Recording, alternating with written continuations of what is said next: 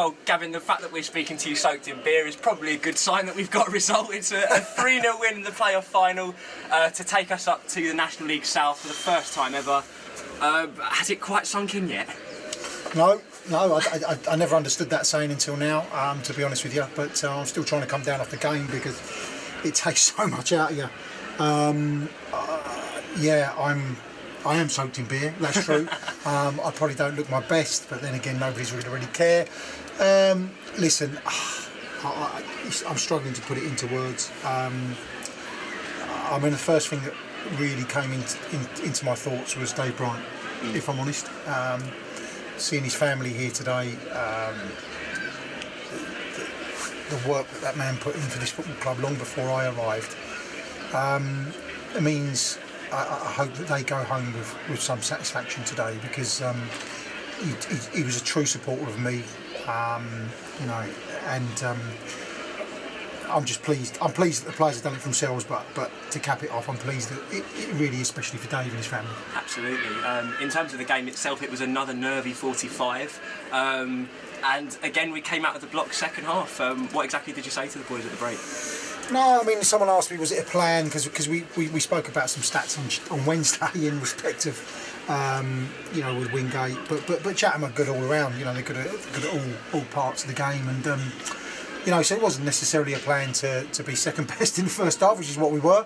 But I just felt that we made a couple of tweaks in respect of how we press the ball, and how we don't press the ball in some respects at half time, which served us a lot better in the second half. So it's just recognising what's going on, recognising that what you need to do to put that right, and the players then have to go and carry that out. And I'll come to my management team in a minute.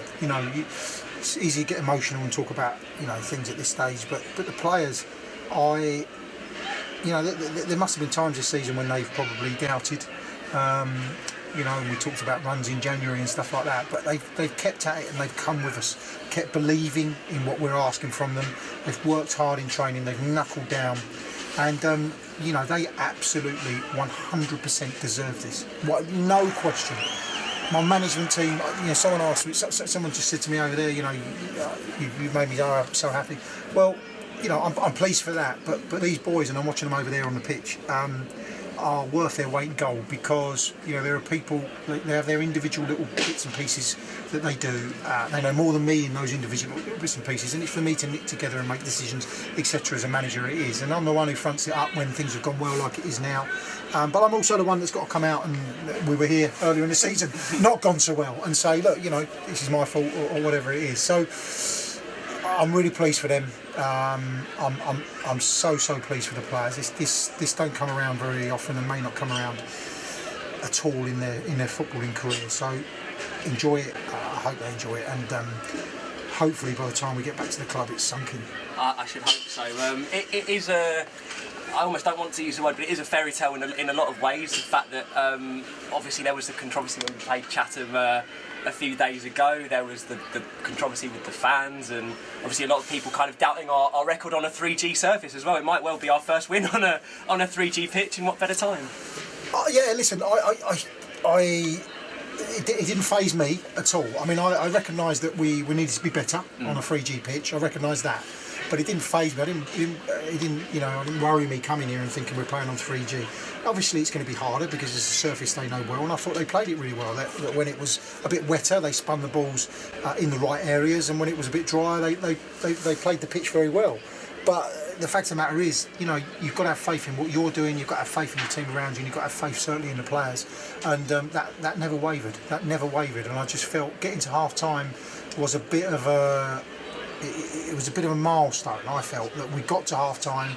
They hadn't seriously troubled us. A couple of flashes across the goal, of course. Understand that. Hadn't seriously troubled us, and we were getting better in the half, getting better. So for me, I felt there was everything to play for second half. And how satisfying is it that we didn't beat them during the regular season and we beat them so comprehensively here?